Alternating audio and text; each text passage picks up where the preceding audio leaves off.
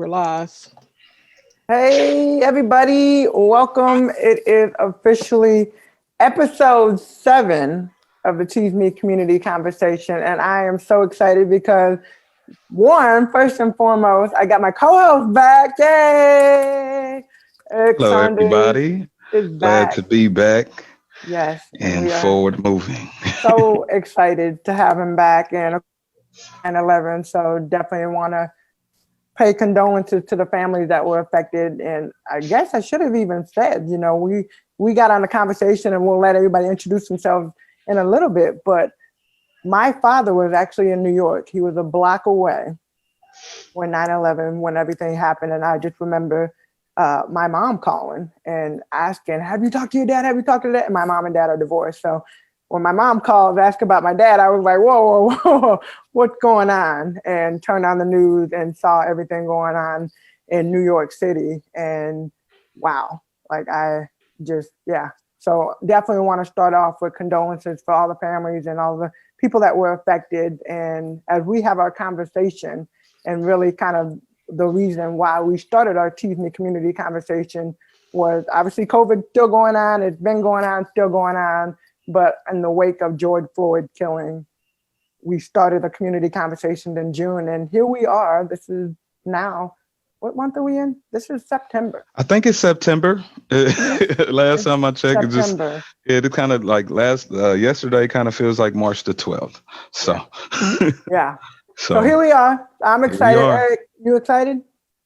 I am very much so excited. When I saw the lineup that we had today, and the fact that I can call everybody on here, a friend, someone who, I've done work in the community and I've seen these folks. So again, you got people that are talking about it, but tonight we have the folks that actually be about it. And I mean, I like to call it sweat equity in the game right here in community. When people say somebody needs to do something, these are the somebodies that's been, putting in work here in the community. So this is, what a great way to come back. So it is. And we titled this one Indy on the Move, which kind of goes along to what you just said, because these are the people that are on the move in the community. So instead of us introducing them, why don't them introduce themselves, because they got a lot of really cool things going on. I think I know I would do a disservice by introducing them. So Shane, Nate, apologize. We're going to start with the ladies first and we'll come back to you guys. No problem. Adrian, and then we'll go Ebony, and then we'll hit Shane and Nate. Good evening, and just thank you so much for allowing me to be a part of this conversation. It has been a blur. I feel like we have made it through the fastest summer of my life. That was also the heaviest, longest, dragonous summer of my life. My name is Adrienne Slash. I am the president of the Exchange at the Indianapolis Urban League, where I've had the joy, honor, and pleasure for the past 6 years to help lead and mold the movement for Indianapolis when it comes to the Urban League. We've been through a lot, but I think that it's what prepared some of us to really be ready right now. And so it's been an honor to do that, to do it alongside of many other people. I also have the pleasure of serving in quite a few other places, other notable space as the chairwoman of the Indiana Civil Rights Commission. But tonight I'm really talking with you on behalf of the young professional Black folks here in the city that call themselves members of the Exchange and serve in that space every day. All right. Awesome. Just to echo what Adrian shared, again, thank you both to Tamika and Eric for inviting me to be a part of this conversation. I'm very honored, very privileged, very, very blessed to be alongside y'all this evening. My name's Ebony Chappelle. I do a lot of different things. Right now, I serve as manager of programs and communications for Leadership Indianapolis. We are a nonprofit here in the city that believes that leadership is at its best when it's multicultural, multi-generational, and collaborative. So we are on a mission to make that the case in the city of Indianapolis. I was born and raised here, grew up in Hallville, and I just consider myself a community servant. I'm there to jump in whenever I need to jump in. On Sunday mornings, you can hear me alongside Cameron Riddle for Open Lines, which airs on Hot 96.3 and 106.7. Very happy to be here. Is that my cue? Well, I am Shane Shepherd, founder and executive director of Before You Fall.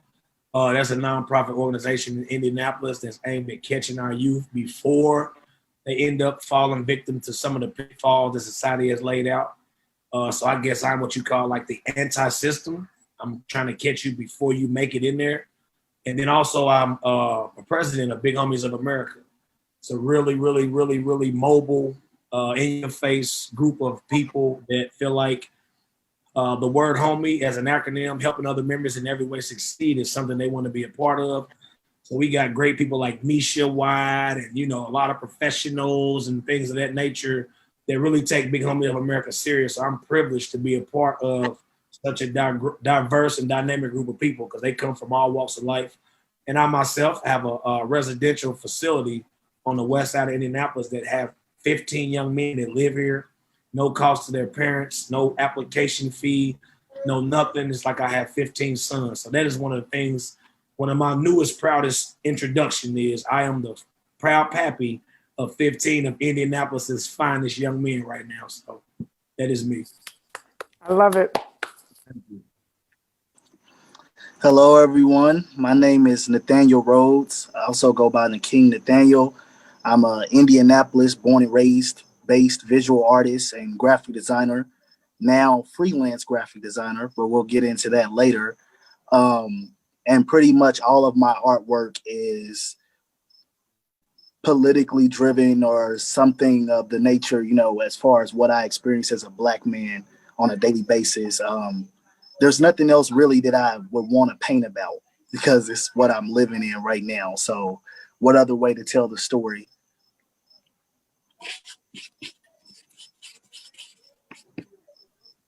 I love it. Thank you guys. Thank all four of you for being here with Eric and I. And I can honestly say, like, I'm excited to jump into this conversation. One of the things when I was thinking about, all right, like every time Vaughn, who worked with us, every time she asked, like, what do you want to title? Like, what do you want to title this episode? What is it about? And came up with Indy on the Move, but really it could have been race, our community, and next step for change. And really kind of looking at what we're going to do. So Eric and I talked before, and one of the things he asked me, like, what do you want to get out of it? And I said, you know what? I think really it's about, the first part is visiting the past, because each one of us has a past and where we, like, what got us to this level. So what propelled us to where we are in the work that we do. But then also more so, let's focus on where we are now and what we need to do in the future and what are the change agents that we're going to use to get us there. So I don't know who wants to start, and Eric, I don't know if you want to chime in, but the past always propels us to be able to make change. And so really kind of focusing on that first and then moving forward. Absolutely. And I think, one of the things I think we definitely have to focus on is context tonight. Well, I think we're in an era where you're just hearing a lot of just people just talk and and to the point people were talking, I was like, are you actually hearing what you're saying? Or are you able to make it logical? Is it factual? Or we're living in very just opinionated times, aggravated times. We bring up race. Somebody said, well, we're going to talk about politics. No. We're talking about race. Again, if I say this lives matter, then you say this lives matter. So it's just like, what's going on? What are you guys seeing? What are you guys feeling?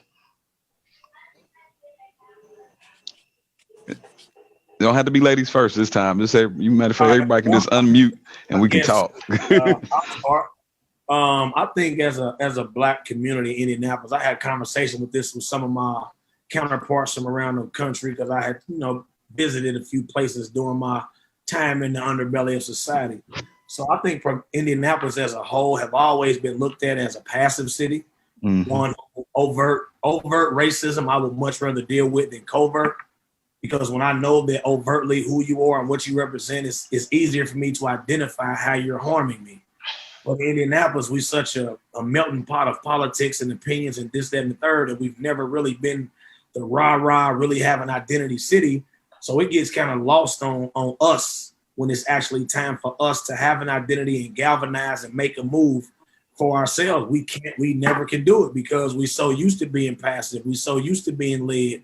We're so used to being told what to do. And we're so used to having our leaders picked for us and then shoved down our throat that now that we're at this pivotal place in time in Indianapolis in history, I went on record as to telling my people that we're going to be one of the cities that can look back and say, we missed the moment.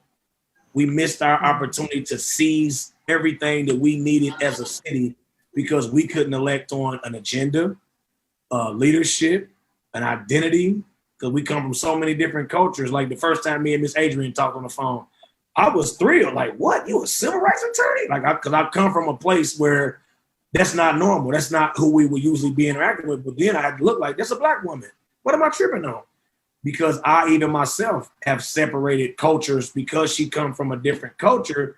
She's still a Black woman whose struggle is the same. So I think the sooner we as a city realize that we have no identity and start to figure out how do we gain one. And in order to gain one, we need to have a galvanized agenda. And then I think we'll start, because if not, COVID is stripping us of every human liberty, every human dignity, every freedom. And we as Black people were just in this city, in my opinion, starting to really start to get it and start putting ourselves in positions. And you look at some of the powerful elite positions in Indianapolis government and politics, they starting to be Black and brown faces. But at this point, all of that's going to be obsolete. And now what will we depend on? If you don't have the talking figurehead that has the title of president of city council, or you don't have the talking figurehead that's the chief of police who speaks for and to Black people. And I'll yield that because that bothers me every day. Like when the call out, who's calling it and then who's listening to that call? Yep. And I'll chime in there. So, correction, I'm with the Civil Rights Commission as a commissioner, the chairwoman, yes, but not an attorney. My parents would love that. But I'm a third generation civil rights champion. So my grandfather on my father's side was the first Black superintendent of education in Huntington, West Virginia. My dad, our first Black deputy mayor here in this city. The only thing that I know to do is to participate. The only thing that I also know to do is to share the mic and to bring more people to the mic. And it's exactly what Shane just said. I think that we were getting ourselves to a place where we were building these wonderful spaces where we might not have been agreeing as we were sharing the mic. We might not have been able to be comfortable with who it was calling the meeting, but the meetings were getting called, the mic was starting to be passed, and we were starting to get ourselves together. And then we find ourselves this summer in a place where everything that we know that we were planning for, that we've been building up to, has changed so much. And what we found is we've had this emergent, amazing, I could have predicted it because I love generational studies, but voice that comes younger than all of us who had been trying to put it together. And I find myself in a place of, let me make sure that I provide air support to those who are on the ground and help to make sure that people aren't shunning them, pushing them away, and not providing the microphone to them. Because I'm 36. Compared to the folks who've been on the ground all summer, I am old. And so it's my job to make room for who's coming next. It's my job to make sure that if you view me as young, that I help you understand that younger than me comes with more force than I ever could. And so I think that it's been an interesting year to learn that we don't know anything that we don't know. And it's also important for us to completely agree that we have to share the mic and that there's room for everybody at the table. I want to jump in here too. I think some great points have been shared up to now. Going back to Eric's point about context, I think that a lot of the issue when we look at how progressive we are or not as a Black community here in the city of Indianapolis. I don't want us to beat ourselves up too much about that, because there are systemic things at play that kind of led to that being the way it is. The Black vote being disenfranchised by the creation of something like Unigov. You have redlining.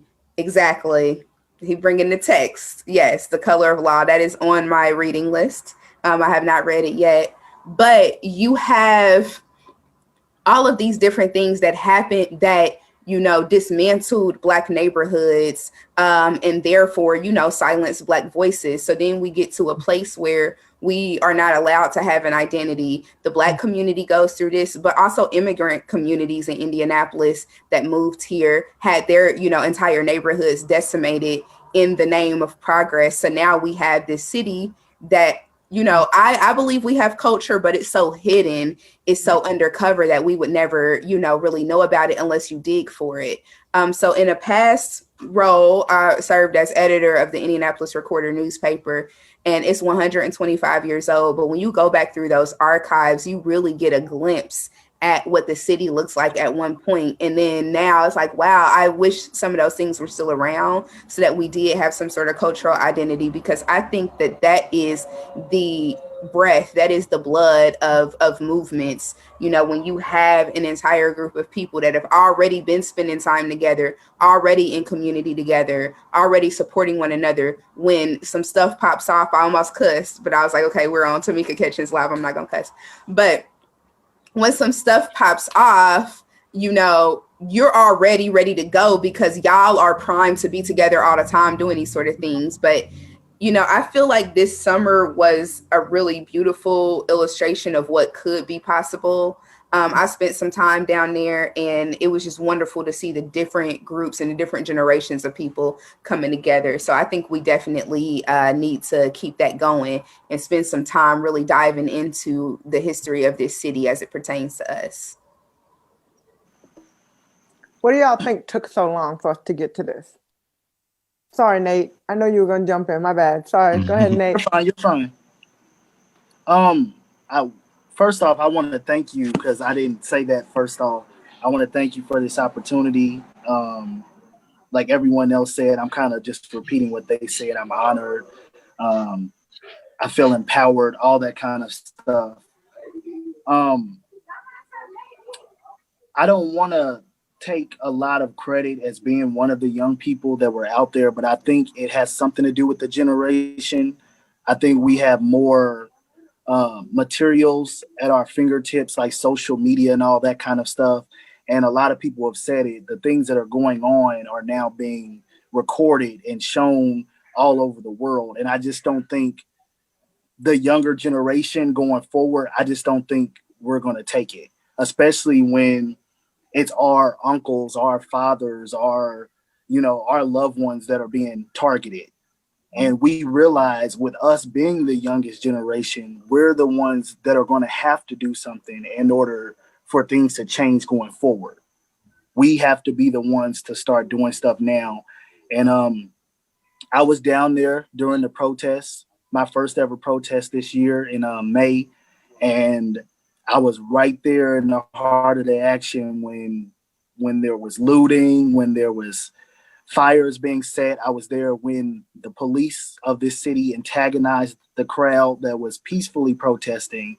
And that's when I first got to see up close that this is real. And it's not just the media stirring things up. Like, I watched the policemen attack and antagonize people that were just there peacefully protesting. Some people were just standing there and they were just bystanders and they were just kind of watching what was going on. And those people became victims also, because they didn't know how to differentiate who was there amplifying the movement or who was just there, watching. Mm-hmm. And being a young person and being someone out there that, I was walking around with my art, and my art is what got me to the table here. And it was very clear what my stance was down there. So while I was down there, I didn't know if I was going to become the next hashtag. And we don't know that on a daily basis when we leave to go to work or go to hang with our friends, go to church. You don't know if you're going to be the next hashtag and if people are going to be asking for justice in your name. So, with that being said, this kind of work, all of my paintings and artwork being politically driven, it does come with consequences. Like I said, today was my last day at a company I was working for as a graphic designer. I was let go for reasons.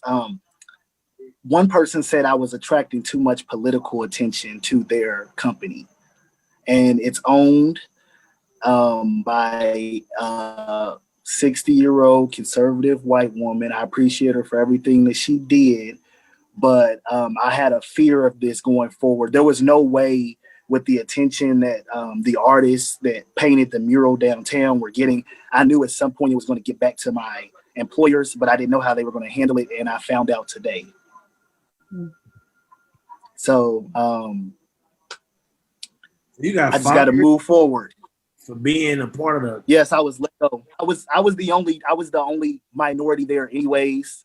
It was a small business, and I knew with the pandemic going on and not a lot of business coming in, and also with the activities I've been involved in, politically going out here protesting, my paintings on social media, and they're politically driven.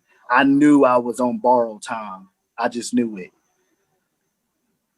See, and I think it's crazy that we even have to consider those type of things just living our life. I know that being outspoken is probably not everybody's ministry. Even when you look at the civil rights movement, some people, it just wasn't their thing. So they wasn't going to go to hear Dr. King or go march or do any of that. They were just trying to live their life and survive. But I think is crazy that this young man is trying to express himself, and then therefore that means his employment is on the chopping block. Like, to me, it's insane that we even have to jump through those kind of hoops. I'm going to say this, and because as you guys know me, like, I'm in a very bad place. However, I've been watching a lot of documentaries from World War II in living color. And when I hear these stories and this, that, and in living color, it hit differently when you watch it in living color, the Holocaust, everything like that. And to where I gotta ask this question: did we win the war? So, Eric, you asked that question, and a couple of things here. And I think this is extremely important. So the exchange spent a good deal of the summer hosting safe space conversations with young professionals who had to then put themselves back together to go to work every day, to deal with people who were grieving normal, to deal with their coworkers, their peers, their colleagues who are grieving the way things have always been, the types of conversations we've not had to have.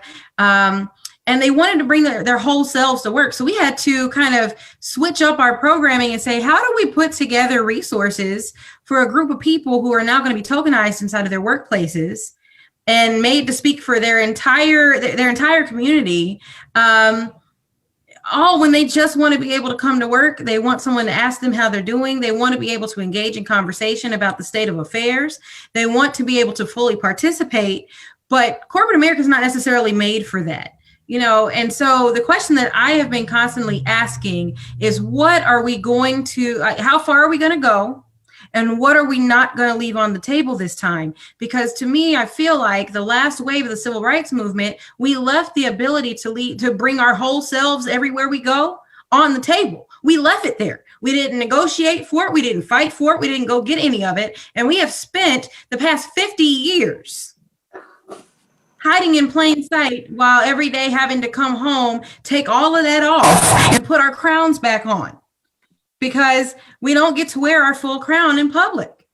And so, you look at it, and there's this movement to get more chief diversity officers into workplaces, to get more trainings and those sorts of things into the workplace. But unless the workplace is ready to embrace us as our whole selves every single day, and allow us to bring our whole selves to work. Because yes, I can be the president of the exchange and have a real job at the same time. And I do. But publicly, I am the president of the exchange because my activism is in that space. But ultimately, down the road, we should be able to be our whole selves every day while earning that paycheck, because ultimately all those things are what we bring to the table and we add value at work every day also. And it's at the point now. One of the things my father said to me, I think last thing he said was, "I got a multi-billion-dollar idea," and he kind of gave me little clues to find out what that exactly was. And one of the things that I don't see coming up a lot, and when we have conversations like this, is where do we actually begin to innovate? And so when I say that, again, we just look at George Washington Carver as the peanut man, not the man who actually made that hundreds of inventions out of a peanut, and also led to ideas to the Ford plant. But with that being said, let's do this little circle with COVID and so many Black people employed as essential workers. What are some ideas we can partake in that can help us, that can keep us together while being safe, such as education, community, rejuvenation? How do we innovate up out of this? Because like I said, you know what? We don't need to leave ourselves on the table. We don't even need the table no more. Yeah. It's like, how do we say, this our table, this our table over here. Y'all gonna do what y'all do over that table. We're gonna innovate on this table. We can connect, do business in between. But what's our innovative table look like now? Yeah. Consider that COVID came for us all. Yeah. I'm gonna let Shane go because I already I had to write something down because my brain was shit. So that same In Color World War II, I laid and watched the whole entire 13 episodes, like back to back to back to back, couldn't stop. And to answer your question, did we win that war?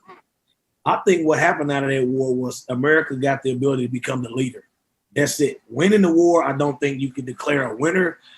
They were violent enough to become the world leader, and they led the world by putting naval bases and army bases every possible place around the whole world. But then you still didn't take care of home.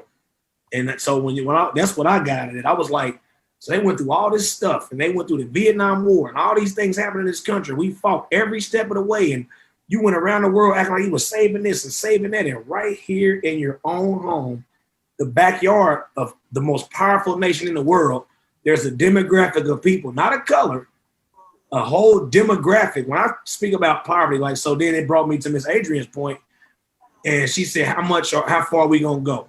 Well, I think if George Floyd had happened years before the pandemic of COVID, I think this is it.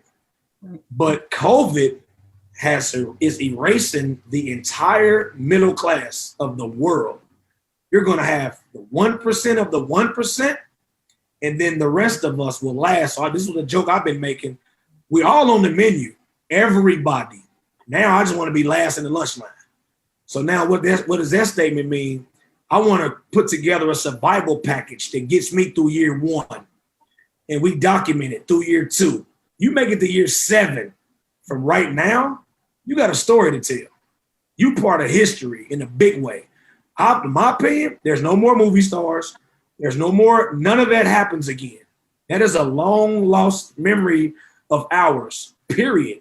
And I think the sooner we start having that discussion as a Black community that listens, let's get out of your brain that after they've taken us into a basically socialist society right in 4 months, told you here, everybody live off $1,200.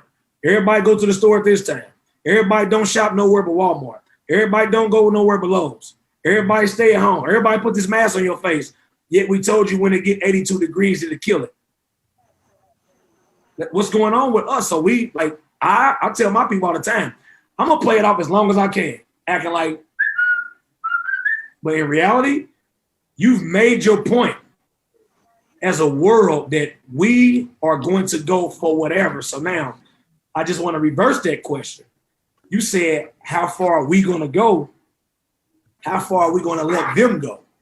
Because now it's already coming to me that my 8-year-old daughter, I already started telling her, you need a vaccination. She'll be getting out of school immediately. You won't do that. You won't test that on her. And then education. if you already had African American children, and my brother right here, Eric Saunders, is in this education with these young Black men, so he understands we're already leaps and bounds behind, and then you give us ADHD and a computer and a home environment that's not conducive to learning, and you expect me to keep pace, and then you call my parents and say, well, he's not on the Zoom, or he don't have his work uniform on. This is new to him. So us as a world, before we can discuss what we're going to do after, as African Americans, what are we going to do as people? Because what we saw for March, April, and May of this year, that was crucial. But now guess what? You're going to have October, November, December, January, February, March, April, and May again, right? If we ran out of food in March because it hit in March and April, we was done. We was panicky. We was afraid. And then it got warm. And Indianapolis, like we just said, like Miss Ebony said, like you said, our cultures are so different. Some of us were at Washington Park, 3,500 deep, doing nothing. And some of us were sitting around like, hey, how do I help my community close this gap that's widening right before our eyes? So again, my opinion is until we actively acknowledge that it's not that, and I'm used this 2028, 2008. There are more people who will get paid just to be handsome and cute no more. So now, do we create working class? We have to recreate that. What does that look like? It looks like the Reconstruction era. Now, I love that Mr. Eric said that because I'm a history buff. Go back and look at 1923. We need to be living out of the people, the Fords, everybody who came up during the Great Depression, the us, well-to-do, conscious people. We need to go study what did you and yours do right after the Great Depression or during the Great Depression that made you come out on the other side of it, a boss and a champion and a savior of your people, and everybody else was trying to figure out how to eat. So I think as a city, as a community, as a people, if we become a group, study history, who made it through last time, how did they come out with so much wealth when the whole rest of the world, they changed the system themselves. Those Fords and all those, they went to the United Nations and here, this is what we're doing, period. They shaped the world when they got that money. We need to be able to figure out how to do that. And then I rescind again. So, What's interesting that you say that, Shane, because I asked my grandmother, Mae Freeman was born 1916.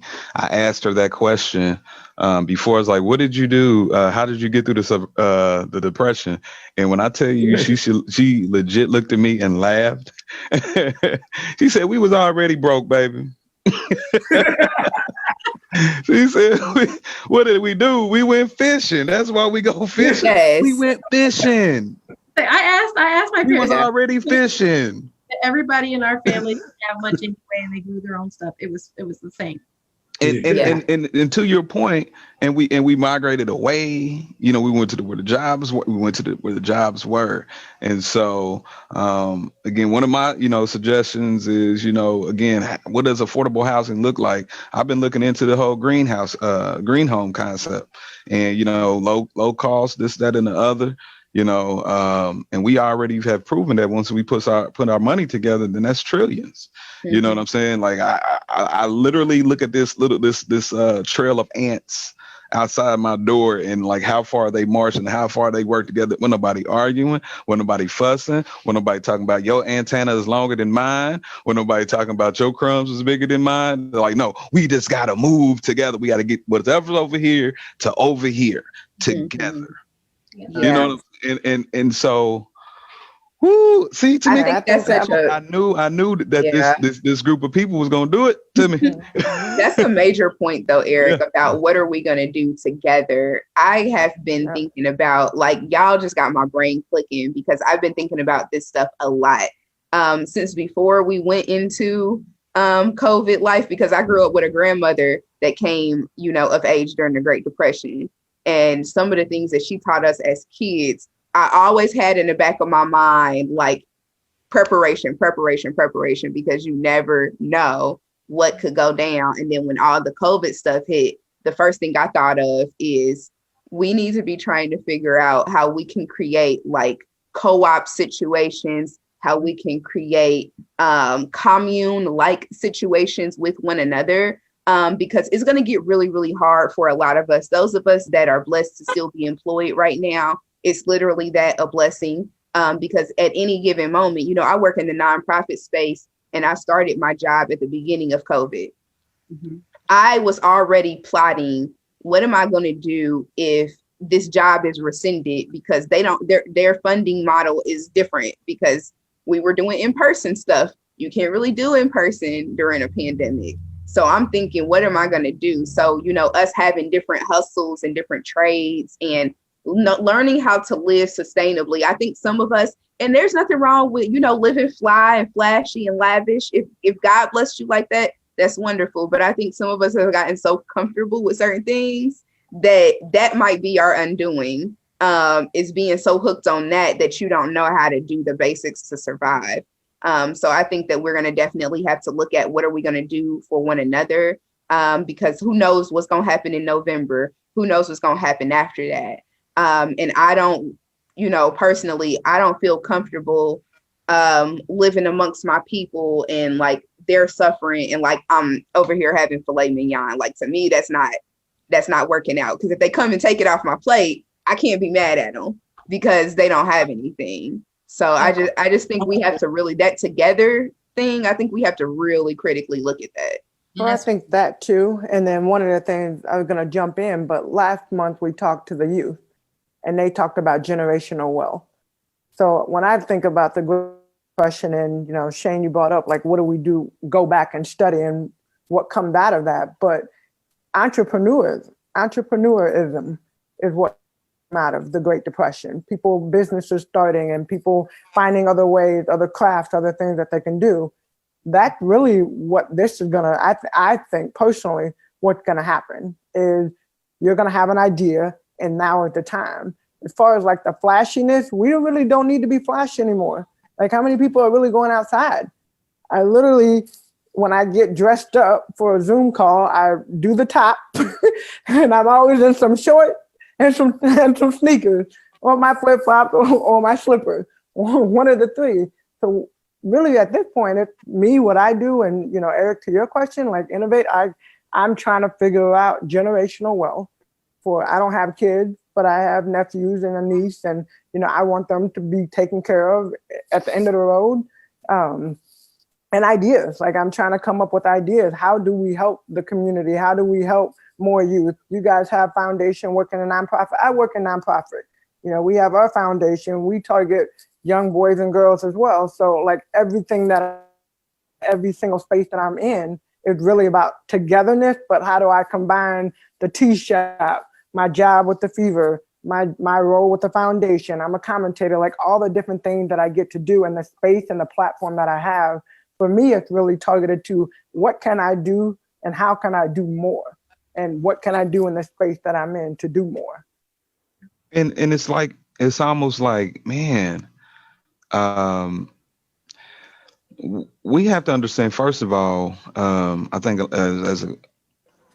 is the true construction of race. And, you know, and that's why I held this up with the color of law when it talked about, I mean, you're literally, so when we talk from World War II, this is what happens next. You know, literally all these homes, and I mean, the Federal Housing Administration specifically saying that, hey, y'all can go ahead and build these houses, you just can't let Black people in. And so just like, man, like, I don't think people understand like the healing that has to take place with racism. And I mean, that sounds like mercy, and that's very empathetic. But again, it's just like for ourselves. Yes, we're black and proud. Okay, let me put that right there. But I'm still a human. And what you're doing is not just going up against, it's not even me as a race. You're destroying this for humanity's sake. And I'm still a human. Mm-hmm. And so it puts it now in our hands. The task at hand is even, it's big for us as a race, but it's even bigger for us as a human race. And that's, again, you assumed power after World War II, but you didn't really take upon true leadership. And because leadership, that I word, integrity, means that if you say it, if you write it, if you make it official, put God, then you're supposed to abide by that. So the fact that you keep on breaking that, that means that you're not fit to even be in power for humanity's sake. Because truth be told, COVID happened underneath the leadership's noses. Everything, this disease, this stuff been happening underneath your noses. Hatred happened underneath your noses. And then again, if we want to take it back to World War II, again, I don't understand for the most popular people, if people kneeling and this, that for the flag offends you, then why is it that anybody can, if that offends the soldiers, then why is a Nazi flag even permitted in the country? If that took out 17 million people. So again, your logic is not adding up to your words. You can say this, that, and the other, but your words is not adding up to integrity. If you don't want, look, I don't even have to be black to have it. I'm talking to you as a human. This is, it's not making sense. It has not made sense. It has not had it up. Oh yeah, again, it's the black community. Let's go ahead and put drugs in our own community so we can use it on up and destroy ourselves. Let's go ahead and take jobs from ourselves. That sounds like the thing to do. And so again, what it has put us, I feel like, in a position to, like I said, as we innovate for humanity's sake. And that's where I think that longevity and that generational wealth. And again, we begin to reconstruct what actual wealth means. You know what I'm saying? You know, what does wealth means if whatever we're doing, we're taking care of? Again, we go back. If we're talking before capitalism, and we're still talking about, tribal laws. I'm not even going back to Mansa Musa, because the truth be told, I think Mansa Musa is the one that put gold on everybody's mind in the first place. Because he when he did his mission, he pretty much broke the economy of places with all that gold. So again, we talking about money that's supposed to be backed up in gold, but we're talking about places like, why can't we I just want to live. You know what I'm saying? Because truth be told, yeah, it's a dollar, but who determines that dollar means wealth? So what is it actually, when we talk about generational wealth, what is actually going to determine what wealth looks like, feels like? And what is, we can go back to Maslow's hierarchy, what have you, in terms of the things, that's the common things that I just need to survive. I was talking to my Sorry, Eric, but that's one of the questions that just came through. What are some specific wealth building ideas we have for folks? Well, I think that you had. Go ahead, Shane. You go for it. Real quick, in order to build wealth in this day and age, right this moment, I think you can be fluid enough to be able to identify a new need. Because I think the old wealth building ideas with stock market, real estate, right now, the CDC even said, I don't care, you can't put nobody out. So real estate right now ain't about to do nothing right immediately. So how do you become innovative enough in this space to get a bag or get some money? You got to look out your window or look around you and see what's missing and what can I add. Like Mr. Saunders said, this is capitalism at its finest. So even now you have to look around and see what's missing, what's needed, and can I get in that space and be willing to not acknowledge your degree. You might got a degree from previous in science and might be a doctor. Now they might need ditches dug. You got to be willing to say, you know what, that part is not working right here. Look, hey, I dug ditches, boss. That's what I want to do. I think you got to be willing to switch your hat right now, humbly, and say whatever's necessary of me. And if I have to develop a new skill set, then let me do that now, and don't be hesitant about pivoting. That's what we really been since March 13. Big Homies of America has pivoted so many times. I'm surprised they ain't called travel, because we just keep doing it. Like, we switching it up. Look, that was Tamika called it. She called that one. But I think we have pivoted so many. You know how they keep doing it. You just keep pivoting. They're like, I'm confused. Travel, man. We going this way. But I have to continue to do that. As a leader of two separate organizations, right? I have to really sometimes sit back and think, is this a good move for this or this, because of the way these companies are set up? One of the organizations that I'm a part of is a nonprofit. One's a for-profit. Some of the monies that we would rather go get is for-profit money, because at that point, we can dictate what we want to do next with it. So I think innovative ideas have to start saying, okay, if I am getting an income source, what am I doing with that income source? One should be bankrolling right over to something else, and that one should be bankrolling to something else, and then you take drip out.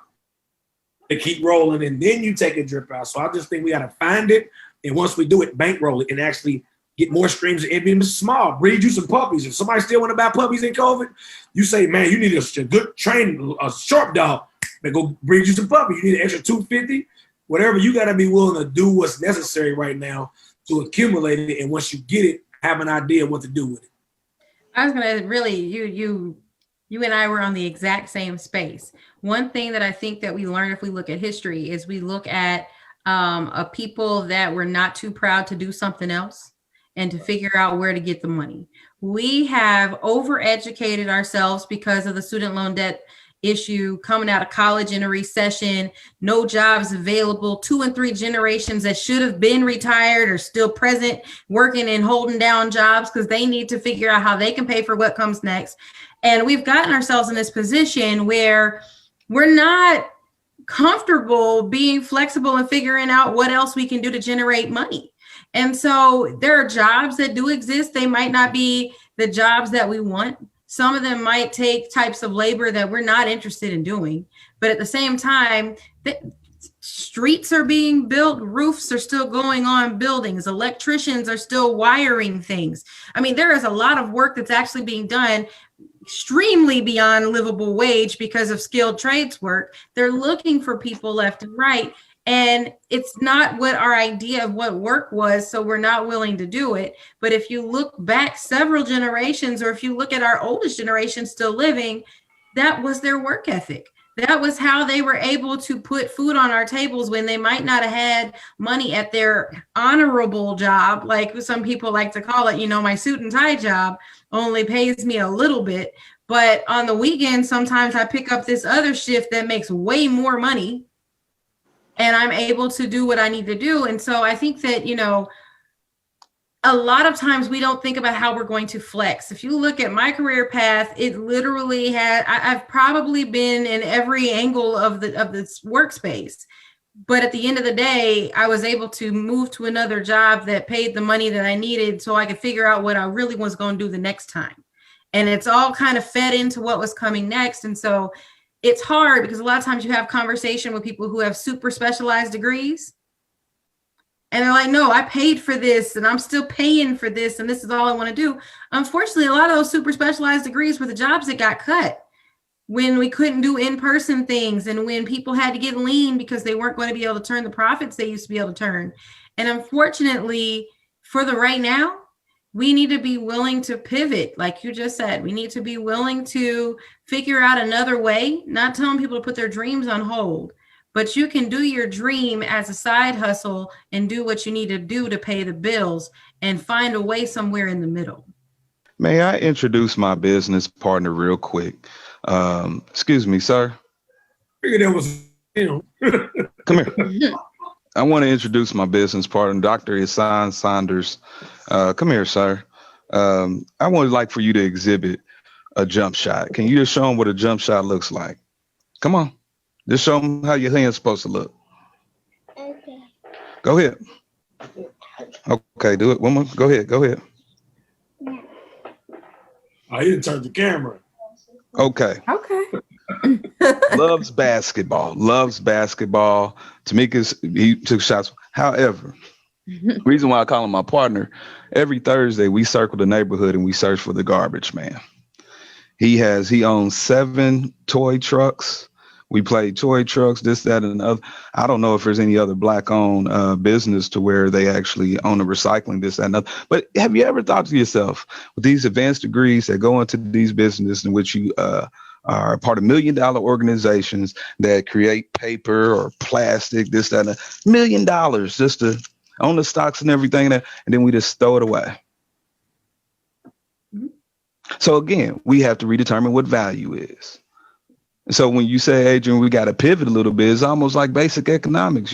It costs money to make it, but then we just put it in a landfill and then it gets stuck there. You mean to tell me that we can't innovate and figure out a way to, hey, how can we take that product, reconstruct it somehow, and that's a new way of building a home? Or if that's, because truth be told, y'all, I want off this planet.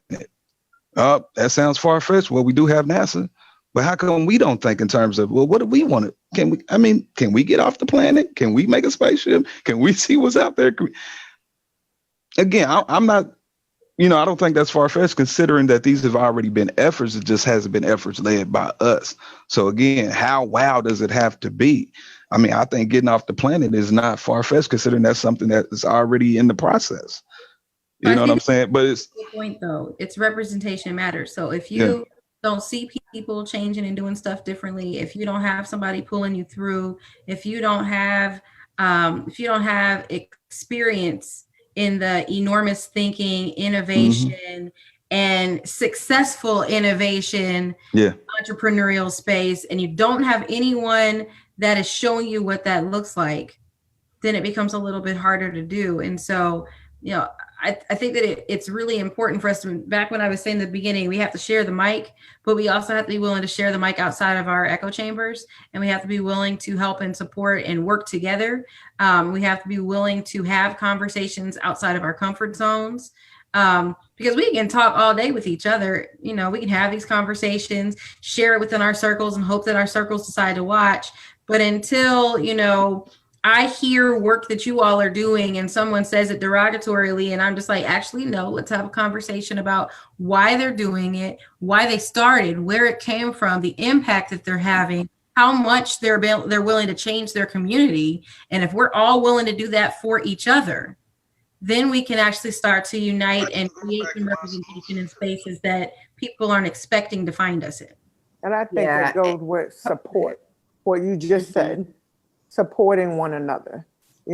One thing that I like when we came to Indy, and it's like way back when in 2001, when we came, it really was about finding a niche. So I found a niche and what the people that I wanted, the kids that I wanted to serve, what I wanted to focus on, all of that. But what I've found and what seems to be true is everybody is working in their own circle. And while we're all working in our own circles, we all kind of, in a sense, have we're trying, it overlaps a little bit. So I guess the biggest thing is how do we combine effort and make the effort and stronger with more impact? Because if we're together and we're united, it doesn't matter. Like I can talk to my group of friends over here, you can talk to your friend and your friend and your friend, and we all unite and we support one another. But it's hard when you come up with a great idea, like to Eric's point, you come up with a great idea and you put it out there, but then people don't want to support it. Yeah, I think we have to definitely use the tools we have to our advantage. So right now we are on Facebook. We're on a social media platform. Some of us spend a significant, no judgment, but we spend a significant amount of time on social media. My thought process is, if that's where you're at, you should be trying to figure out a way to connect with people. I've seen a lot of these different groups pop up on social and different platforms that are all about promoting Black businesses and supporting Black businesses. I've had family hit me up during this summer that now they're shifting to I only want to spend my money with Black people. So they're like, oh, where can I go buy this, but with specifically a Black person. And I think that type of stuff, even going back to the point about building generational wealth and what does wealth look like? I think wealth looks like if I'm doing well and all the people around me are doing well and we can take care of our families and take care of each other, that's wealthy. And anything else is a cherry on top of the pie or whatever. But I think that just finding ways to reach out and support, and everybody's not going to do it. I think that's another thing with innovation and business owners and stuff, is expecting your friends and family to be your target market. They're not, but I have seen it be true in my life and so many other people's life. If you have a good idea and you're committed to putting the time in for it, and studying and making sure your product and your service is top notch, the people that want to support it will find it and they will support you. I feel like it's a universal thing that happens. But if you mad because your cousin and them is not spending with you, and I'm like, they're not your target market, so you're wasting energy trying to convince them when you could be out getting money with people that actually care about what you got going on. I also think that we should really look at, instead of duplicating efforts, combining the efforts together, Tamika, to your point, because I think sometimes people feel like, I just want my own thing, I want to be my own boss, whatever. And it's like, okay, that's fine. But y'all are both like, you know, hurting yourselves trying to get to this point where if y'all helped each other, you could get, you know, to the top a little bit faster. So I think we have to not be afraid of sharing the success with one another. I know that can be difficult, but I think that's something that we have to embrace as well. I got notes for everybody. I'm the note-taking dude forming the questions. Y'all ready? First one was to Mr. Was a point to Mrs. Adrian. We were talking about innovating and changing and shifting how we move going forward. One group of people who I look to when I want to see how to formulate communal living is my Latin community. I don't like to use the word Mexican because it sounds dirty and derogatory. But if you pay attention, and everybody's not Mexican, they come from all over the place. Yeah, that way a little more, commercial appeal to it. But when you pay attention, when our brothers and sisters come from just south of the border, they get here, they'll see it, they'll start working, and they'll send for somebody, and then somebody else will pop up, and we'll all live in this house. I would love to go in and see what goes on in there, because it's at least 10 to 12 of them in it with no hesitation. It's not being funny enough, but just think if you got the rent by yourself and all the bills, or you might get you one girlfriend, you got your girlfriend, but just think of 80 y'all living here. And that's what, when you said communal living, that's what this house that we have now, right now, if the whole world changes and they say every boy got to go home, we got 25 beds between this space and our other space that I can say, come on, auntie, come on, grandma, you lost your house. Come on, Sister Claire. It got to go back to that. We got to recreate Big Mama's house. Mm-hmm. And you might be the most well-to-do person in your family. That automatically makes you the purchaser of Big Mama's house. You might not run the house. It might be Aunt Cheryl going to run Adrian's house because Adrian is the most well-to-do in the family. She got the biggest house. And she's still about to Aunt Cheryl when she's around. And you bring Aunt Cheryl on in, and the house has become Big Mama's house. And so now everybody come on with that 150, or they giving you stimulus checks out of 1,200. I need to know what you getting, what you getting, what you getting, what you getting. You're not going to go buy no alcohol. You're not smoking no weed today. None of that. Nope, because you get money in. That way we can be okay. You need to chip in. So I think even if it's not family, because I'm a person that come from I think a ready-made family. My real biological family, I'm not that close with. And that's not an issue with them. I love them to death. We just grew apart over time. So the family that you see with me every day, I made those people my family members. So what I need in feminine energy from a mother, I might miss Mama Helen, the lady that cooks in my kitchen. That's my mother, feminine energy. So you have to say, all right, if it get bad, I can't go back with my brother and them because they gone to West Virginia. But my girlfriends and you have to be willing to tell your husband, hey, listen, you might not like Ebony that much, but baby done lost her job and she coming up in here. And Eric might have to tell his wife, hey, my frat brother down on his butt, he coming up in here. And it's going to have to be uncomfortableness and sleeping on the couch and making pallets and telling stories again and gathering up around. I mean, I look at the Bible. What did they go through when they was in Babylon? You had a lot of uncertain times that we can go back and reference and say, when those people, if you look at it on TV, to Eric's point, he said, I watched World War II in color. Yeah, everybody that was there at that time watched it in color. So back in the Bible days, they saw what we see in each other.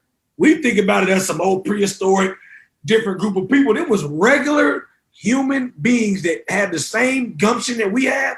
So now we get to go back and say, how did my ancestors, because those children of Israel are our ancestors, how did my ancestors survive the Holocaust and so many different, and just read your Bible and read it to your kids and tell them their stories and just get back to each other and figure out how to survive. And then again, I tell people this, if I see you in March, you are a soldier. Facts. That means you've made it through a lot of different stuff. You made it through COVID. Maybe I'm not even going to get into where my mind goes. If I see you in March and I can hug you, I'm going to cry because you're a soldier. You made it through, you ain't skinny as all outdoors, your people good, I'm gonna hug you. So get ready for me to violate your social distance when I see you when that weather break again. And I think that was it. Oh, and the last of it was being able to multiply the 2 loaves and your 5 fish. You know what I mean? Like, you have to be able to multiply those things yourself now. Because I know for a fact that, like, Jesus, he didn't go out there with that. What they said, it was different. It's an analogy. So what is your 2 loaves and your 5 fish? How do you multiply that in this day and age? Because I've already went back, and I'm not Nation Islam, I'm not Muslim, but I read the book on how to eat to live. And I know that you only need 1 meal a day. So if you figure out how to pace that, and it's killing me now, because I've been doing it now for about a week and a half.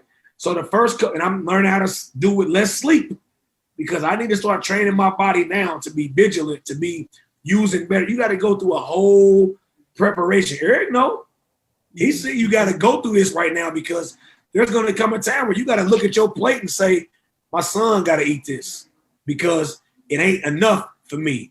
I don't need as much because I'm trained. So I want my boy to have this, or everybody else in the house eat first and I'll take what's left. And that's going to be a lot of us men that have to make those decisions, because we got to go back to being hunters and gatherers. Now it ain't about who looked the best or who the cutest or who got the biggest rims. What your job doing during the COVID? You still essential? You getting a check? You get a little more attractive now as a hunter and gatherer. So we got to go back to the basics, man. I'm glad I'm a man's man.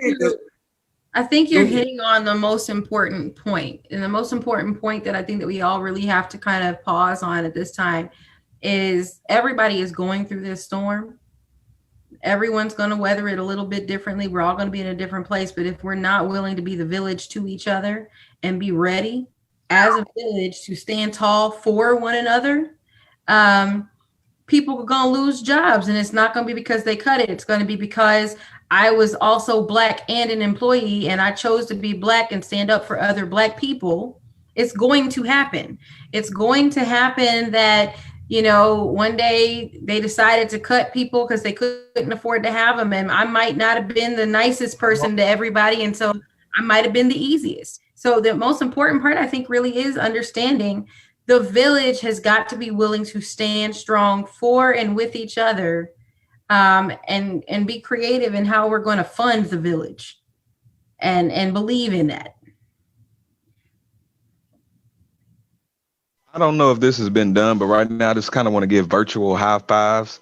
So Adrian, if you can just kind of go to your right real quick, and this, all the way through. Boom, this high five right there. Shane, if you can just kind of go up, and I'm going to meet you right here.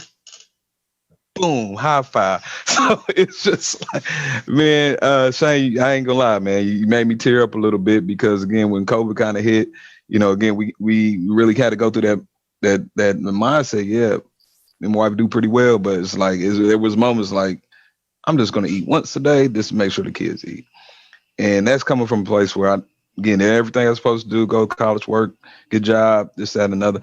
But at the same time, again, I know folks out there is struggling, and they've been doing it.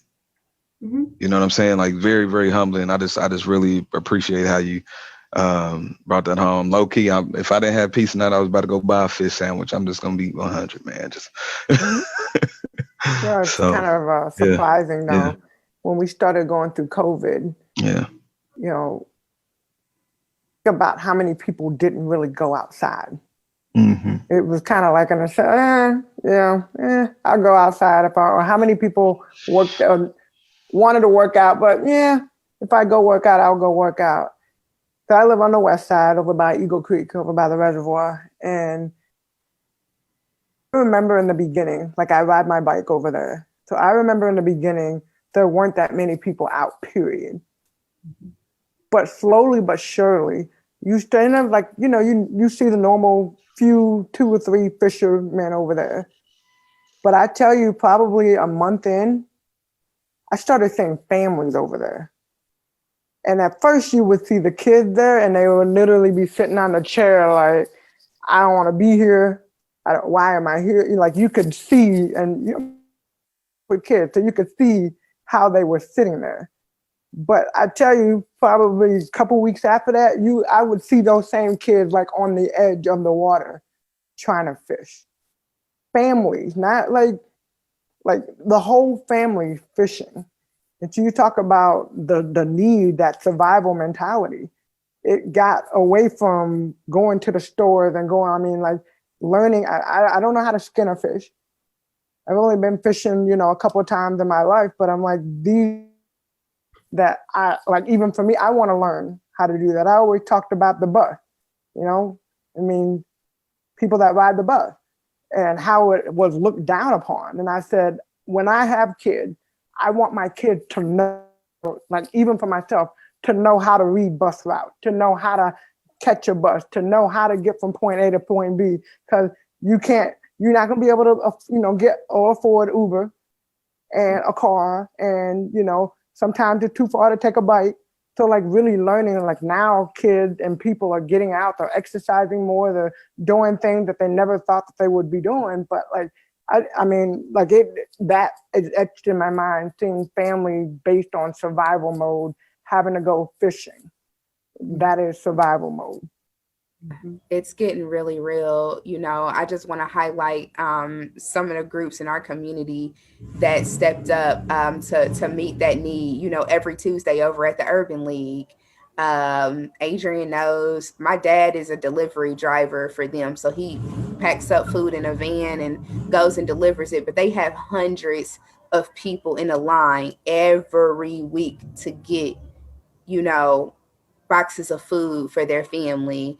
You have Flanner House that as soon as things popped off, like shifted completely their model to like, we are food. They had always been food, but the cafe was like a food distribution, spot to make sure that people were getting fed. So I think, we're not, even close to that being over. So it's going to be a lot of like looking at like, how do we get back to the basics? Some of us grew up learning this stuff. So maybe you need to teach your friends and family, like how to stretch things out, how to, make non-perishables work for you and, just get through this the best way we can. I'm a very optimistic person. So I like to think that at the end of this, we do have a future. It's going to look completely different. Like the world will never look the same. But what are the things that we can do now to make sure as many of us as possible make it through to whatever that other side is? I thank you, Ebony. I wanted to just shift over here to Nate real quick. I see he's probably about halfway, 3/4 of the way done. Nate, where you at, man? How's it looking over there with your artwork? What you got for us? Unmute yourself.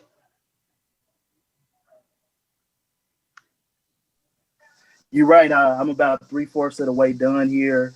All the topics that y'all bringing up are like kind of energizing me here. Y'all making a lot of good points. One of the things I wanted to chime in on, I was kind of waiting my turn, is when we do invest, when we do get out here and buy these businesses and buy these properties as Black people, like you were saying, come together as a community, it's also important that we support, because there are Black businesses out here, but we've become comfortable with our everyday, we'll still go to Chick-fil-A or we'll still go to McDonald's or we'll still go here. And there are Black businesses out there that are struggling from the pandemic, and what money we do have, I feel like we should pour into them. Mm-hmm. We have to support our people. We can't just go on Facebook and social media and, retweet, pictures of their food and, tell people about it. We have to actually go out there and do the work. Yeah. And another point y'all touched on is being able to be yourself in the workplace. Like I kind of mentioned earlier, what happened with my job. And I didn't feel that. I was the token Black guy. Speaking of that, one day I was pulled over by the police on my way to work, and me and my brother. And I wouldn't say everything about it was politically correct, or the person did their job exactly how they were instructed to, or they were in training. But when I made it to work, I told them, hey, I was pulled over by the police on the highway and all that. And I was like I said, the token Black guy there. I don't feel that they understood, and I don't feel that I could be completely honest about what I had just experienced before starting my shift at work. And then there are just moments where political conversations do go on around the workplace, and they don't really care about me sitting there. They're going to voice their opinions, and and they might even say one thing to me and then go home and be around their loved ones and say something else. Because I do know there was a large part of the office that had different political views than me, or felt differently about different issues going on here in America. But it took a lot of courage for me to tell them that I was involved in the Black Lives Matter mural downtown. A lot of my coworkers knew that I was painting a mural, but then it came the day that my boss asked, exactly what are you painting? And I'm like, it's a Black Lives Matter mural. And there was a brief pause. And I think right then and there, from that point on, that's when I started feeling like I was on borrowed time. Wow. But I just had to do what I had to do. And I was told that they were going to show up in support. They never showed. And then they were saying like, hey, I seen you on the news. And just day by day, the pressure on me and kind of like the uncomfortableness, and then that like just underlining that tension in the workplace just built and built and built. And like I said, the opportunities have kept coming. So I've continued my activism through my art. Some of them follow me on social media. Not that I follow them, but they follow me. So they see my work. They know what I'm doing. And I knew this was coming. And like she said, that's what we have to deal with every single day that we go out here. And if you look at the long list, shifting into like police brutality and stuff, kind of what my artwork is kind of conveying here, they've basically told us that there's nothing that we can do. If you go back to, if you look at Tamir Rice or Dre, we can't drive in our cars. We can't sell loose cigarettes. We can't go for a walk. We can't go to work. We can't walk our dog. We can't go in the gas station to get money. We can't go get a haircut. We can't go. There's a possibility every time that we leave our house, or in Breonna Taylor's case, we go to sleep, that we can be killed without cause. We aren't safe anywhere. And then you have people like me and younger people. We go out there and peacefully protest, or we use our platform, to use our artwork, our gifts to express our pain, to try to heal from. And even when we do that, we're attacked. So you can't peacefully protest. No, you can't paint and spread the message. You can't amplify. You can't do anything but basically exist and just be okay with what's going on. That's what they're telling us. And then, like I said, the man that was killed, he was shot 7 times in his back in front of his children while walking away. This man was breaking up a fight between 2 civilians. He was doing their job for them. I guess you could say a civil justice, a public, he's just helping out. And that was how he was repaid. Right? So what else do you do? And it's unfortunate that you even say that, because with Mr. Jacob Blake, the great thing, he survived. But why now what we know about is what he did, what his record looks like. This man that took 7 shots to the back, and because he has a record of doing something that you saying that the justice took place, and he was deserving of it, So and I wanted to know, you was at the Black Lives Matter mural, and one of the things we heard, is that people were in agreement with it, but it was also Black people that was not in agreement with it. Yes. How's that make us feel? So I was told actually by a friend, I would say of like 3 years. I seen him I think it was the day before we all went down there to paint the mural, and he told me that I was bringing unnecessary. I was basically painting myself as a target by going out there and doing that. He didn't think it was a good idea. He think I should have stayed away from it. He said it was okay, you do your paintings at home, but going out there, being on the news, being out in the open, instead of encouraging me as another Black man and saying, hey, I appreciate you, brother. You going out there, you doing something that I wouldn't do. You putting yourself out there.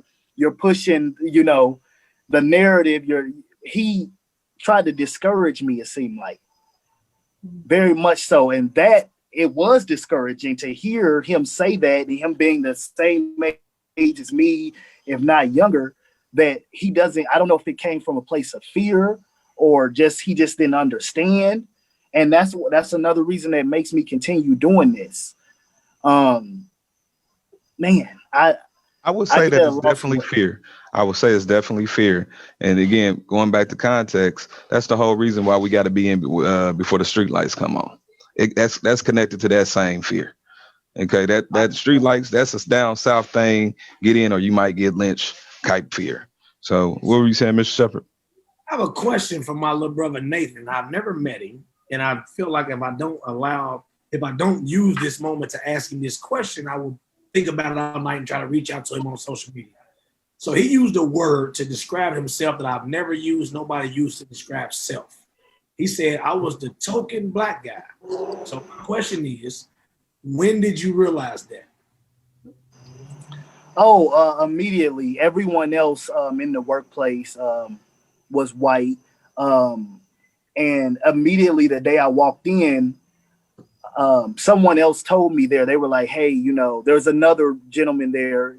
He worked in my area. Like I said, I was a graphic designer. He told me, I didn't understand why he said this, but he was like, you're the first black guy she hired. And I don't know exactly why he felt comfortable telling me that, if that was supposed to make me feel more comfortable or whatever. And he was like, it's in the middle of a pandemic and all that. I don't know if I was supposed to feel grateful or whatever, because I was the first black guy. And like I said, every day they had their conversations and we had lunch and stuff like that. And I just got through watching a black man get killed 7 times, or I just got through watching another police officer let go or on paid leave for another murder of one of our people. I had no one to talk about in the workplace. I had no one to talk to about that in the workplace, but I watched their discussions go on and I heard their opinions and their views. And so right off the bat, I felt like the token black guy. It was leading to the next portion was, why were you willing to be him? And I'm gonna get to the third portion, the teachable moment. If that ever happens to you again, you set yourself up as a black man. You set yourself up because the moment that you went in there and it dawned on you, I'm the token black guy. You ever watch TV, you look at the elevator and it's 2 white women, 1 white man, and then 1 black dude. And you always even be like, look at this. That's the first thing I said, look at this. So you was that person. You was that person and you recognized it early. So if that ever happens to you again, never be that person, because the token black guy, he dies first in every movie. I mean, boy, they ain't even started the movie. He dead. That's the token black dude. And he's always the first to go in any situation. If you're the token anything, so never, if I was you, I wouldn't be surprised. I would better my situation. I wouldn't allow one to have that much. Never refer to you the other day. You made a mistake. You was a black man trying to break into a new dimension. You should be welcomed in. Skill set. So they didn't hire you because you was a black dude. They hired you because you were a great graphic designer. You just happened to be black. They didn't accept that. So they tried you. They had conversations around you that they knew your opinion would be adverse. And they just tried. They water cooled you. So as your older black brother, when you see that, just tell them, you know what? Some of the things that's going to happen to me day to day as I'm here is not worth your check. Because the first time you have an adverse opinion about something that I'm passionate about, I'm going to let that passion come out. And the 65-year-old white lady who hired me going to say, oh. So don't never be the token anything again in your life. And I hope Von Watts is one of the best graphic designers I know. And she's always looking for progressives to push the envelope. And she's been having my business the whole time I've been home. So talk to her and see if she's willing to give you a shot and show your worth. And you won't be the token anything over there with Von Watts. So after this, holler at her, man. But that's what I want to get across to you. I don't want a teachable moment to never get by. Never allow nobody to diminish you to be nothing that you didn't walk in the door as. You walked in there as a proud, confident black man. The first time they disrespected that, you supposed to told them, I'm going to holler back at y'all. And that way she would have never got to put you on the chopping blocks. And See, the thing is, I was in a vulnerable place. We're in the middle of a pandemic, and I had lost my previous job. And when I came to her, I told her, I've been out for months, just like most people. Of course, as a graphic designer, as a creative, that's where I feel, best at work is when I'm doing something creative. So when that opportunity arises, she's like, yeah, we're going to go ahead and hire you. And she gave me a decent wage. I jumped at the opportunity, but it goes back to what one of the young ladies had mentioned earlier about working in an uncomfortable situation because you got to do what you got to do to eat. So even though as the days passed on and I started to feel the separation between me and my coworkers and realizing that while on the surface, it isn't about my skin color or anything like that. Like you said, I've been told I'm a good graphic designer and that's why they hired me. At the end of the day, when it came down to it, I was the first one to go. Nobody else lost their job. I lost mine. And I just got to take it on the chin. Like my Uncle Marcus said, another great Black man, take it on the chin. Like you said, it's a teachable moment and just never put myself back in that situation ever again. Because then it'll be my fault. Yep. And guys, we are 10 minutes out. I want everybody to, again, first of all, thank you, man. But I want everybody, just to kind of sum up, your thoughts, what we discussed tonight. What would you like to leave us with? Like Adrian, we hadn't heard from you in a minute. You want to kick it off? Well, I actually really wanted to talk about us working together as a community and us talking about each other when we were bringing out the mural. Several peers, colleagues, close friends of mine brought that forth. And I think that it really helps us to identify with the place that we find ourselves in right now. It's not possible to be woke enough for everybody. It's not possible to be Black enough for everybody. It's not possible to be disconnected from the establishment enough for everybody. It's not possible for you to meet everybody's standards, but it is possible for you to do the best that you can with what you have and to contribute to where we are at this moment in the movement. And so I think that's, if I had to leave anything, it's the charge to everyone to do their part. My part, Ebony was, reading me earlier when she said some people spend a lot of time on social media. I read my social media like a newspaper and I rabbit hole read because I want to know what everybody on this screen is doing. So that when somebody comes up with something like, "Ooh, it's a bright idea," I'm like, "No, actually, Shane's already doing it. You can call him." Or if someone says, "Adrian, can you do this?" I'm like, "Actually, over there at Vanguard Collegiate, they already doing this stuff. Let me connect you to the masterminds over there. Have you heard Ebony's show? Now I got a new artist friend that I can be like, have y'all heard this or seen this man's work?" It's extremely important that we're aware of what other people in our community are doing. If we're going to call ourselves a leader, if we're going to call ourselves someone that's even, someone that people look up to or trust, we can't just be self-promoting. We can't just be worried about ourselves. And actually this summer, I have found myself doing a lot of supporting everybody else's work because most of this has not been my lane. My lane has been amplifying everyone else's work at the boardroom level to make sure that the work is being seen, heard, understood, and accessed properly, because quite frankly, the summer has been full of people, can't wait to get back to normal. I want to get back to this place. These streets are closed. These people are in my way. The protest comes by my house every day around the same time. And it's too much. And the answer is, would it be too much if it was your life that was impacted? Have you gone out and met the protesters? Have you watched them march? Have you understood why they've chosen to march? And so, there might be people who are like, "Where's the exchange men?"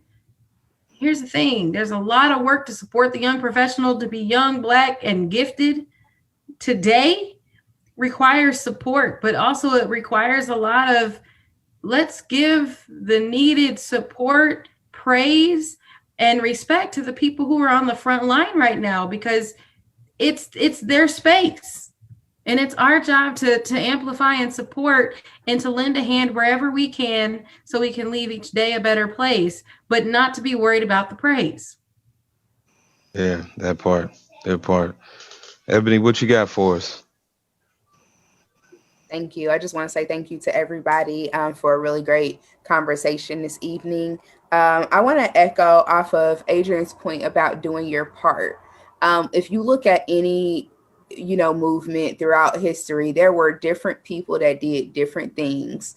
But if everybody was on the same, wavelength and had the same intention, which I think has always been liberation in one form or another, I think that, keeping that in mind, if we all are doing our part for that, then we will be better off. So it starts in the home. I think first it starts with yourself. I've been really intentional during COVID to be committed to my spiritual practice. So I think if you don't have one, develop one, and that can be whatever your thing is. I'm not here to tell you what that is for you, but even if it's like you wake up in the morning and, before you read your digital newspaper, like Adrian mentioned, before you do that, maybe you take 5 minutes and you say, thank you, sun, for coming up.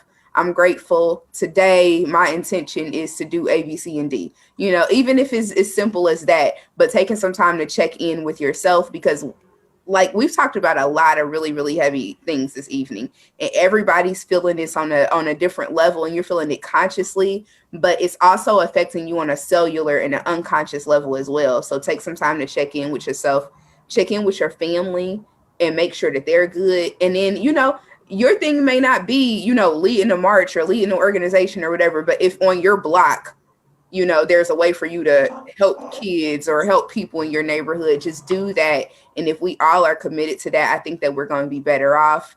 But it's going to be everybody playing their part. I wrote an article for the Recorder during this time, and I focused on this woman in Alabama, and she helped to fundraise for the bus boycotts.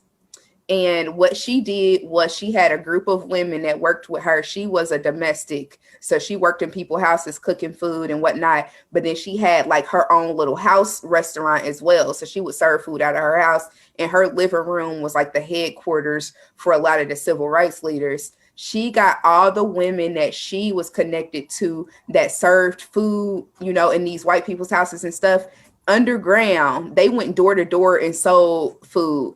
And when people asked, where's the money going? And the name of the club was the Club from Nowhere, because they didn't want, to Nate's point, his employer, decided to pull his car and then take his job because of what he was doing. These women had a system set up to where they could work undercover, and none of them would ever get called out for what they was doing. But they were the Club from Nowhere. They went door to door and sold this food, and then all that money went to help support the people that were doing the bus boycott, because she had like 6 kids. She couldn't be out there boycotting. She had 6 kids. She had a job. She had a business. She didn't have time for that. But all of the extra money they made went to this.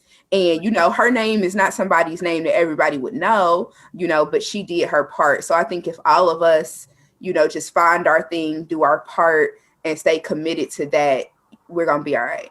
Famous words by my dad. If everybody just did one good thing, did their part, that's what's up. Shane, what you got for us? I would just say, man, if everybody was the message that they brought, be the message that you bring. Don't deceive me into believing you're a community activist if you're just a Black person with an opinion. So, that's one thing that I think we have a big problem with in this city is social media has given us the ability to create these facades, and it's probably all around the world. So when I finally meet you and I think you're this great guy because you've been going to get these really great quotes and you got these really great posts, and when I meet you, you're not that person at all. It lets me down to the degree where I'm like, I can't even get past your persona, to work with you. So let's be authentic again. Let's not be the filter queen that, social media painted me to be, or the king of posting with my car every day, or when you meet me, humanize us. Like me and Eric, we done met several different occasions, and every time it's been a human, organic situation. So I know now when I see him on Facebook or when he's doing something, I can gauge and say he's really doing that. He's not just putting pictures up saying, claiming somebody else's work. This is what I do. So validate your character when you meet people. Be really your genuine, authentic self. I met Ebony. Me and Ebony been ducking and dodging each other on social media for years. You ain't respond my text. You ain't respond to my last text. There it But when is. I walked in his backyard, there she sat. And what did I do? I looked around. I said, you know what? I've been wanting to explain myself to you because I know there's something that's keeping you from talking to me. And I just broke it down, told her, hey, yes, I'm rough around the edges. Yes, blah, blah, blah. But as you see, and she was like, you all right. And then and from that day forward, I can text her, hey, Ebony, let's eat lunch. Let's kick the bobos if we want to. Now we know each other. So social media, who I knew, and then when I met her, it validated what I had thought. So we didn't have to go past to getting to know each other face. So be authentic, be the message you bring, and the work will find you. Miss Catchings, episode 7. Here you have it. Close us out. What about Nate? You didn't ask Nate. Oh, my fault. I thought Nate kind of had, kind of spearheaded.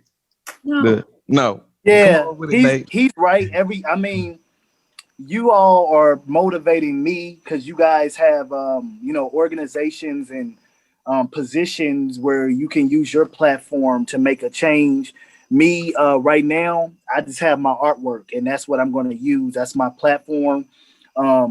I've been down there with Indy 10 Lives Matter. I've been at the protests. Haven't been doing any looting because I know they like to paint. This is what I do. I paint. This is how I spread my message. I didn't throw a brick. I didn't even do much shouting. I walked around with my artwork, and I'm going to continue to use my artwork to send my message. But you guys, and what is the message on there? What is the message on there?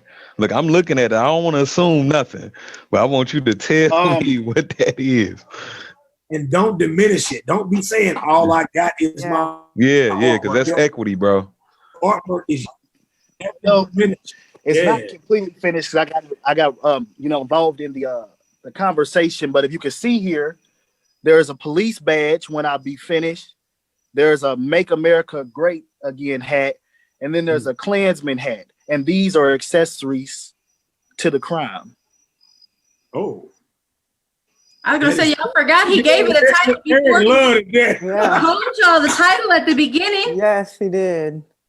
And I just want to thank you guys. Just my artwork. Wow. Yeah, just my artwork. I want to thank you guys for coming out and for being a part of episode 7. It is truly an honor and blessing to be on the screen with each of you. And one of the things that I continue to say and promote through the conversation and just through everyday living is support. I want to make sure whatever I can do using my platform, whatever I can do, hand in, I want to get active. It's been quite interesting these last couple months. I've been out here and I'm in Florida in the Wubble with the Indiana Fever team, and we'll, did not have the season I would have liked us to have, but I think for me, getting back to Indy and really being able to get re-engaged with the city and with everything that's going on is kind of the next step. So I appreciate you guys. I thank y'all for coming out. Eric and I, we've been doing this, but really, and I know Eric is more engaged with every screen, but I want to be engaged. And I promise to each one of you that we will figure out a way that we will work together and do some things and do some big things. This conversation was great. A lot of stuff that came out of it, a lot of things, a lot of action plan. And I think the thing that I know we're 2 minutes over, I think the thing that always gets me is the action and making sure that we don't have these conversations without fulfilling and without moving forward into action. So, kind of to what Shane said, be authentic. And everybody, and both Ebony and Adrian, you guys both said, do your part. And I think that is what it is all about. Each one of us doing our part individually, collectively, together, we can make a difference. So, Eric, the next conversation next month, October 9th, I believe it is. Mm-hmm. These months are going by fast. 2021, come on. Well, not if it's like 2020. Right. Wait a minute. They can keep that. After Corona 1 is 2021. I was going to say, shoot for Q3 2021. Right. 2021, I think I'm just gonna dip. I see y'all in 2022. I need a year to myself. I'm going to an island. I'm all about that. Mm-hmm. Yeah, All where right, Eric y'all. at, man? Build a spaceship. Let's go. Let's go. All right, y'all. Have a great night. Thank Have you a guys great for evening, coming guys. on. Thank you.